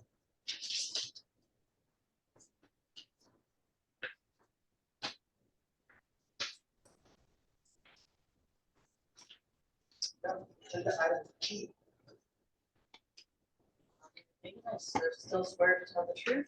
And for into record, permit 64689, amended by 64925. Ordinance. Compton Hill Historic District Ordinance 57702. Agenda, the PowerPoint, and the presentation. Introduce the solar panel policy as well. Yes. And the solar panel. The project is in the Compton Hill Certified Local Historic District. The Public Resource Office received a permit application to install solar panels at 3530 East Shenandoah. Project calls for the installation of solar panels on the east and west elevations of the residence, as well as on a flat roof at the rear and on the garage. Panels on the east side are proposed to be near the apex of the roof and will be visible from the street. You can kind of see here the project site and aerial view showing approximate location of side panels. Panels, materials of panels do not comply with the Compton Hill Historic District standards, and configuration and placement of the panels on the roof do not comply with the solar panel policy. The Cultural Resource Office Director denied the permit application and applicant has appealed the decision. As far as the roof shape material in the Compton Hill Historic District standards, most solar panel components are not on the list of approved materials for roofs. The Compton Hill standards apply to visible areas of the street. As far as the solar panel policy, it falls under visual compatibility required. It does not comply as the ray shape on the east elevation is not at the visible roof plane due to the angled nature of the roof slopes. Solar panel stations and sloped roofs, it does not comply. Solar panels on the east side are located toward the front of the building and therefore visible. Furthermore, the size of the installation increases the visibility of the panels because it heightens the visual contrast between the shingles and the panels.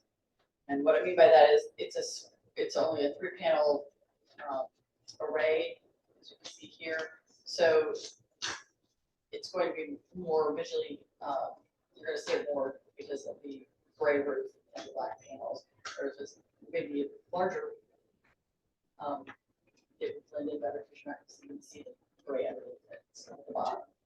You're talking about just the ones on the east. Right, just those. You're okay with the ones on the west? Yes, You're because okay they're with the not ones as on the visible, flat? they're behind a dormer.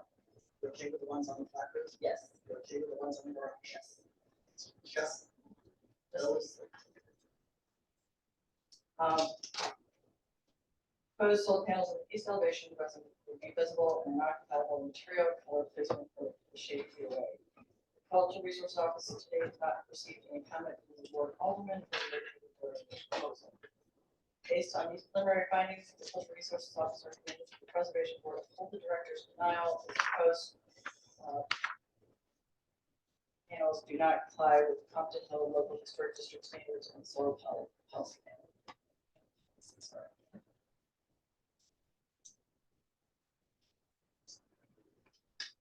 Is the applicant here? Yes. Okay.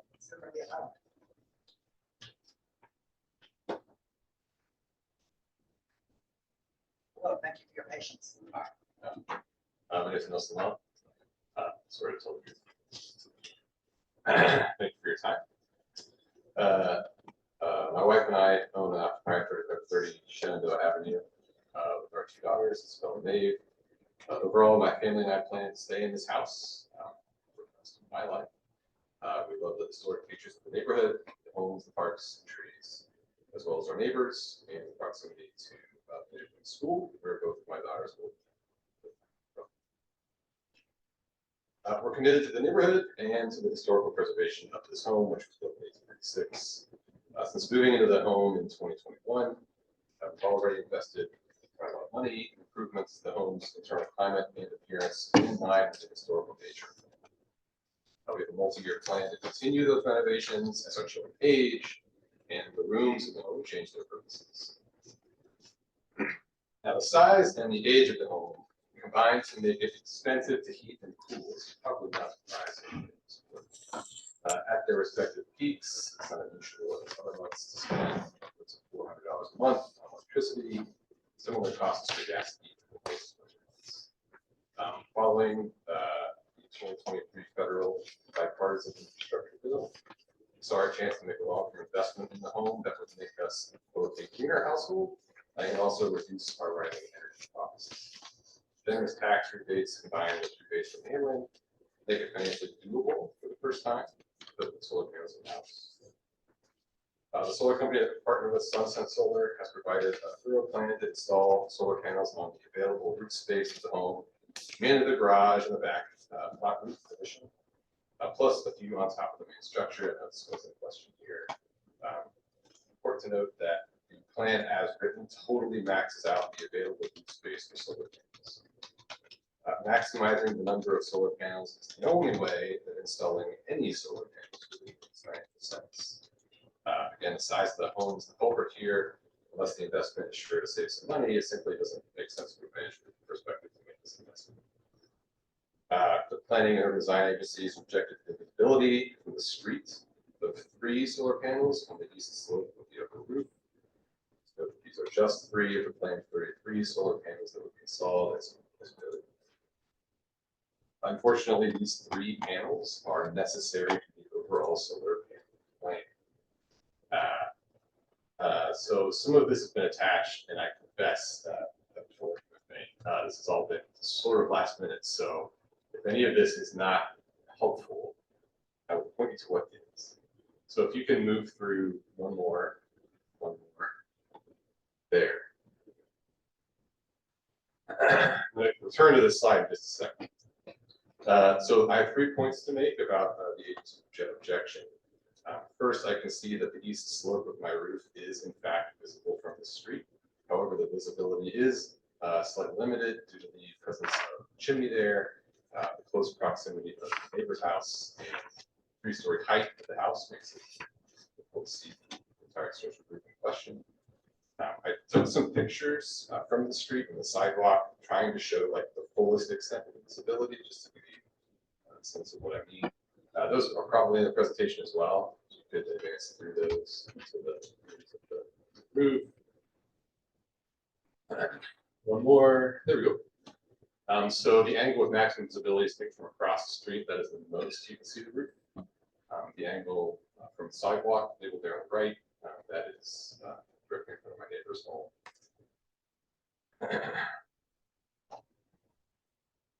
So, in keeping with our commitment to incorporating local and historic elements into our home, we did plant a native black gum tree on the east front of the yard.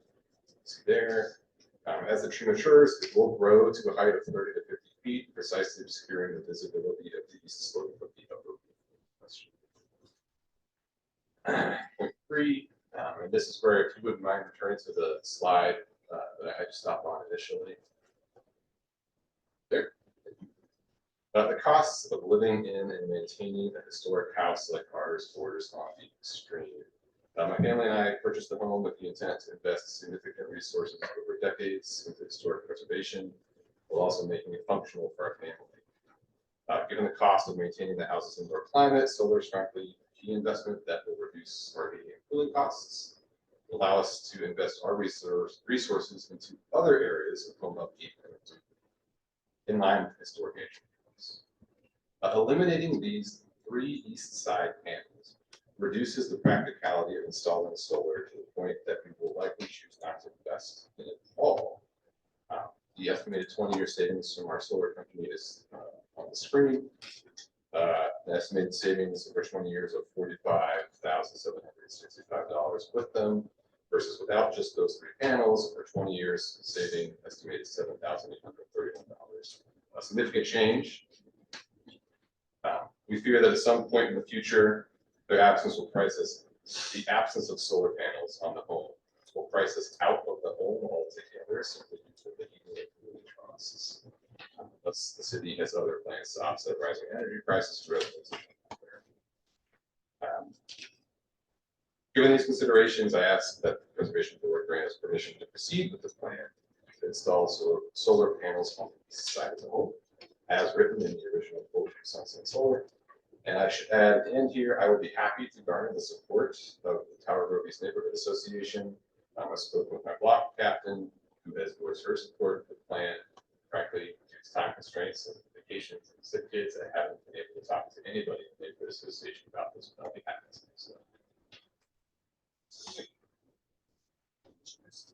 I just have one question.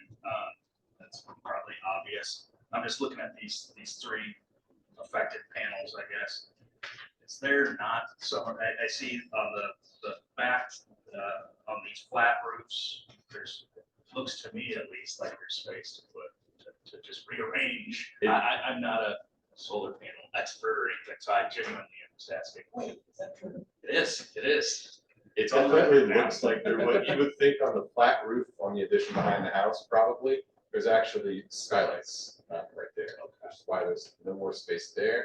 And then on the garage, there's actually a vent fan, which is why the garage is all the way to the left, which is why that section looks like a Tetris piece and not just a block of panels. Okay, that makes sense. Thank you. And you can't place them further back on that slope on the. I honestly don't know the answer. Yeah.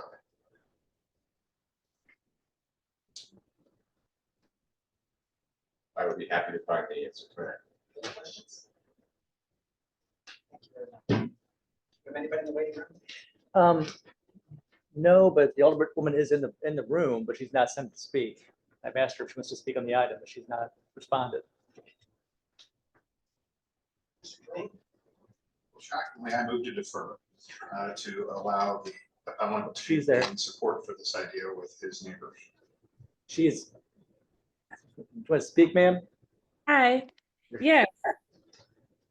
I did not, I think, Alderwoman. Proceed. yeah, so I think, I actually just saw this on the agenda when you all, like kind of announced it all to us. It became information to me, but I have had some preliminary conversation and it does, you know, definitely empower in favor of using solar power and bringing our ecosystems into compliance. And so it is fine by me. I am in support of the change. The neighborhood organization was not like very closely consulted, but I was able to have a conversation with some of their leadership and they didn't have any immediate oppositions. Wants to give your neighborhood association some time to think about this? I'm sorry. You want us to give your neighborhood association some time to think about this? I think they're okay. If you guys are okay with it, I think they're okay with this change. I asked if that might be something they would want me to uplift, but this is something that generally they're in favor of. So I don't think they have any immediate oppositions to it.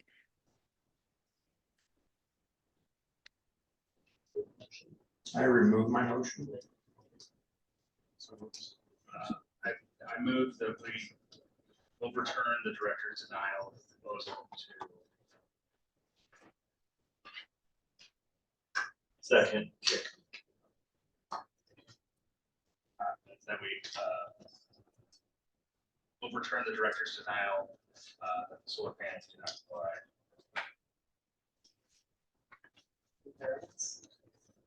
Sure. What's the reason?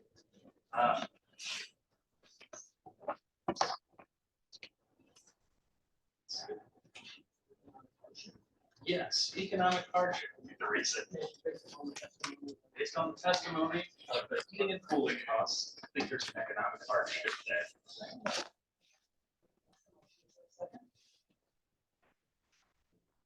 Second. That's second surprise to you. For discussion. Well, I would say, they've done their homework and it makes sense. It's just with this motion and with no consideration, or with this, if this passes and with no consideration of the neighbors, this neighborhood could likely be filled with these things. And it just doesn't bother me, but I'll give them time to think about it. And a few agenda items before, we had somebody else in the Cosmo Hill Certified Local Historic District, and we made that person. Our first agenda is the new construction. Is this Compton? How I think it's Starker. It's Target, but it's the Comptonville district. Local district. Yeah. We have a policy, we actually want solar panel, I mean, we have an installation policy that we came up with. Right. This one doesn't, I mean, the evidence that we have there, it's not financially viable to do the system without those panels. So You did hear that. which is a really good grounds for a legal variance, right, Mr. White? Well, in that case, did he, or, I guess the economic hardship argument, which is for clarity, in this case, he's making the economic hardship argument that he can't get the solar panels because of economic hardship if we make him do it in this other way. I don't think he has made the case that he cannot stay in his home without solar panels due to economic hardship. So I'm not sure, I'm not sure exactly. It's what's how- That's what probably have to move. Price out. I guess I don't feel like I had evidence for that. Only this one has one. Correct. And the investment of $20,000 or something on the solar panels seems to me like that would be like 40+ months of $500 electric bills. And he said that happens 3 times a year. So like hypothetically, he could potentially live the rest of his life paying for those bills on the cost of a solar panel. I don't know. I'm just saying I wasn't convinced about the economic hardship on the home. I think the economic hardship argument regarding solar panels could work, but I'm not sure if that's what the argument is for. That's my question. And I guess my question is about visible compatibility, which Or. yes. I'd rather just get the neighborhood association. We do have solar policy. Policy. in order to encourage people to install solar on historic buildings. So I like that. The hardship's not landing as well with him, just trying to figure out a way to Commissioner Colleen's point about proliferation of these, to eat the language here on visual compatibility. And the staff is saying the array shape does not act as a visible roof plane. But I don't know if we actually heard any evidence of how this will be installed. Will they be? I did do a kind of research and what countries go there.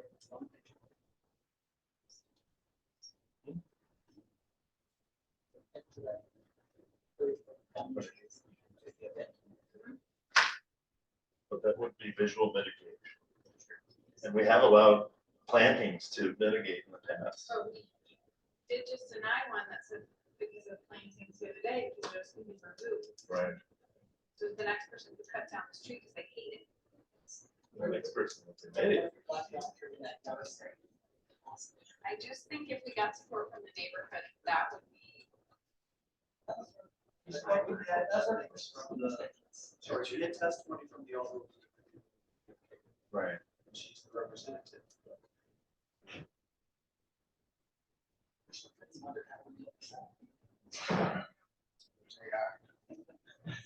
Oh, I think Bob's screening or Zoom for AI. It's a real person. Yeah, we did. Hey, commissioners.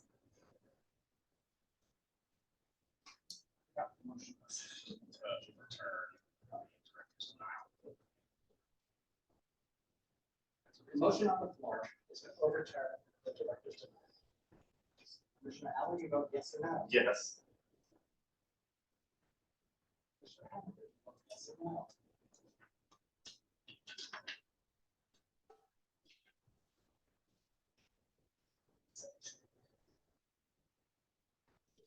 Yes or no? Yes. Yes. Commissioner Richardson, Yes. Commissioner Robinson, Yes. the chair abstains on this. One vote, 5 yeses, 1 no, 1 abstention.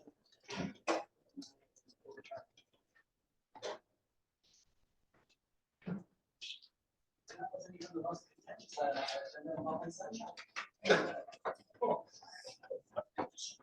Well, done.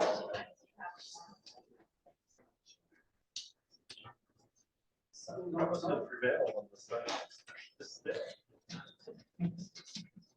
calling agenda item 5. Right, this is undertaken as for truth, and to enter into the record of neighborhood ordinance 64689, it's amended by 64925. Speaker Oliver, Pat LaTrack, Commissioner Richmond, did you have a motion? Did you say you had a motion?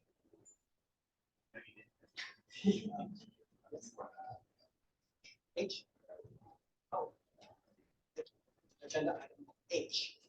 And then Speaker Oliver, Historic District Ordinance 57688 and 7081, the PowerPoint presentation and the agenda. This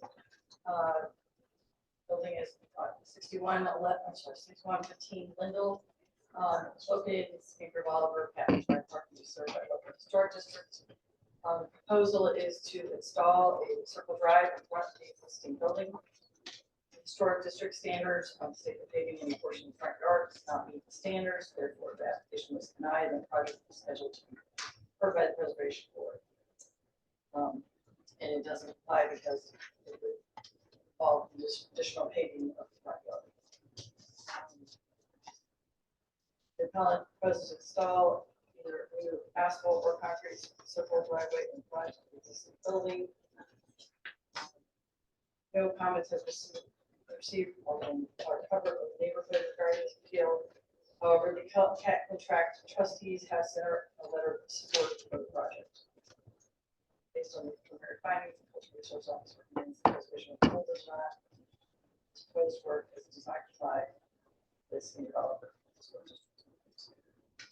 is just some context. And the applicant does have some additional photos to show.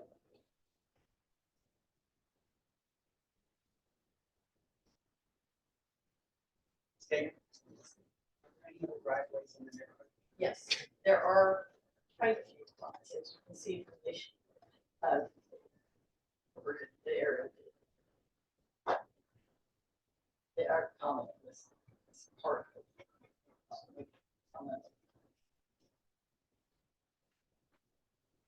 See no one present? Nobody here, Bennett? Nobody? No, we're here. Oh, I'm sorry. Oh, Yeah, they are, sorry. They're not here. Been here a while.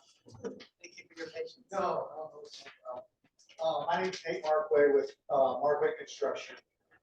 We've been doing renovations in the city of St. Louis for 70-something years, third generation. I am working for James Hunter and Danilo. I swear to tell the truth. I am working for Danilo Cavelli and James Hunter, who have lived in New York, lived in Chicago, done numerous historic reservations. It's very close to their heart on keeping things true to the district. This is just a small portion of what they're doing. They're renovating a lot of the interior with new terrazzo floors, reworking existing wood windows around the exterior to keep it true to original, which it can be expensive and a lot of people don't go for that. So it shows me where their heart is. Now, so we got approval for the Circle Drive from the Caitlin Tract, support, I should say, from Lenny Nisi, I think that's how you pronounce it. They were in favor of it. I took pictures within, there's like 4 houses to the east, a couple houses to the west, all have circle drives. So we're not setting a trend here. We're just kind of falling in line with what's already been established. There's a fire hydrant. I do have a picture of that. There it is, right there. So that, I mean, it's not a terrible hardship, but it is right on the edge of that driveway, which would be widened with the circle drive and give it delivery drivers, guests, the ability to circle around and pull out on the window instead of backing out. So. Having had to back out, I don't know, I guess. Yeah. I mean, and I think if we were the first, I could see some hesitation if there wasn't circle drives up and down the window, but it seems to me like we're just falling in line. Questions, commissioners? Commissioners on the motion? I move that we overturn the director's denial and allow the installation of the circuit drive. Second. Discussion?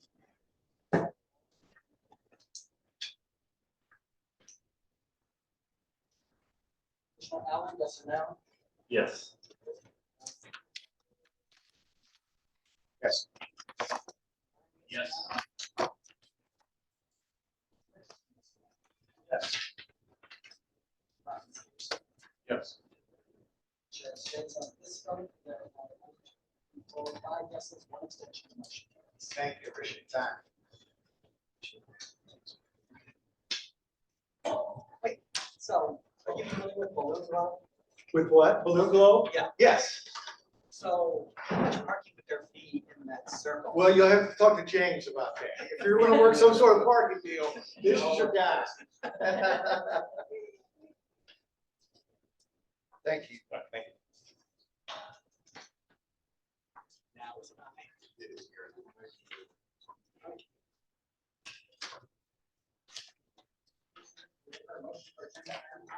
Well, actually, I wanted to combine I, J, and K together. Can I do that? Yes. Sure. Okay, I move that the Preservation Board recommends to the Board of Public Service the approval of the permits for these 3 items pursuant to ordinance 64689, section 51, as codified at 24.24.010 of the revised code of the city of St. Louis. Second, for purposes of discussion. Any discussion? Oh. With on item K, with the condition that the veneer will be castle stone, limestone custom, which I assume is that beautiful stone there. I'm sad that we missed your presentation. I'm sure it would have been wonderful. It was very insightful. And like, With Mr. Mark, pause to hear this discussion. Okay. All those. oh, there was one minor issue on J. Our recommendation would like to be that instead of the plexiglass proposed for the replacement of window panes and our replacement windows, that we could just ask for Lexan or an equivalent material, which is a better material. A little bit better. We can add that to our approval that would be appropriate.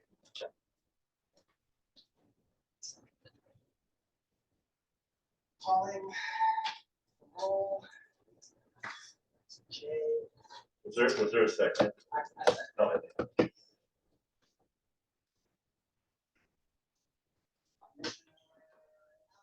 So now. Yes.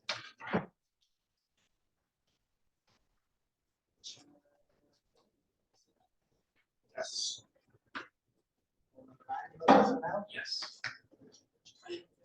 Yes. Yes. Yes.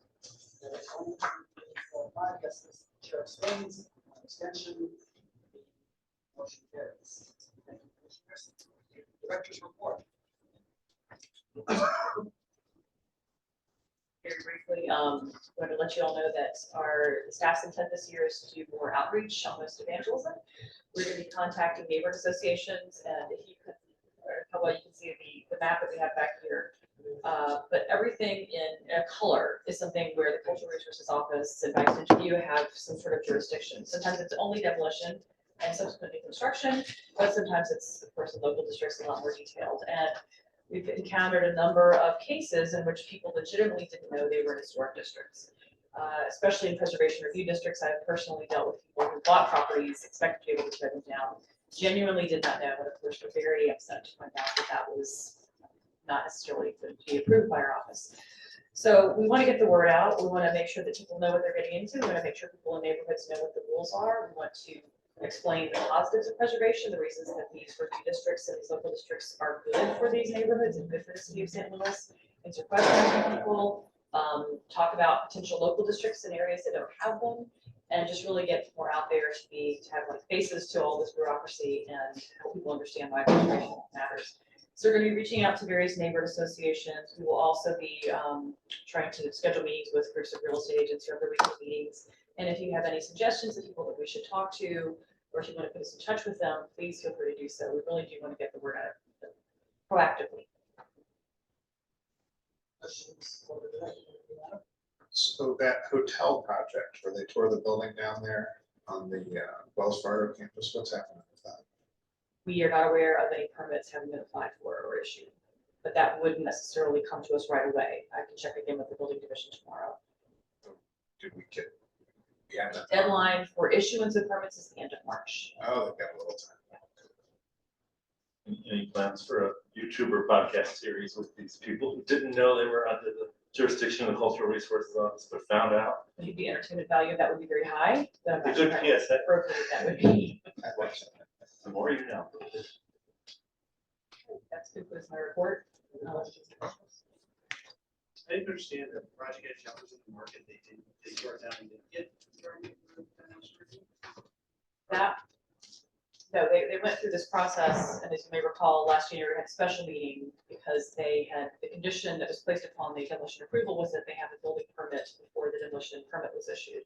And what we worked out at their suggestion was they deposit the equivalent amount of the demolition permit, $750,000, into an escrow account, and that would expire at the end of 1 year. So that 1 year is coming up on March 31st. So what happened to March 31st? My understanding, again, not an attorney here, is that if they do not fulfill their obligation, then the city gets the money. They actually have it. We do, but I'm not sure he was involved at that point, and I don't want to put him on the spot. But if you do happen to know the answer to that question, go ahead. Unfortunately, I'm not familiar with the documents, probably need to read some stuff. Sorry, but they did escrow, we, somewhere there's $750,000. That is correct. Yes. Making sure we Did it after this time of year. Was that Green Street? It was Midas, Midas. Capital, did you had a role? There were 3 different entities that were actually involved, and I believe Midas was the actual applicant. The commissioners got a motion to adjourn. Objection, we stand adjourned. Thank you, commissioners.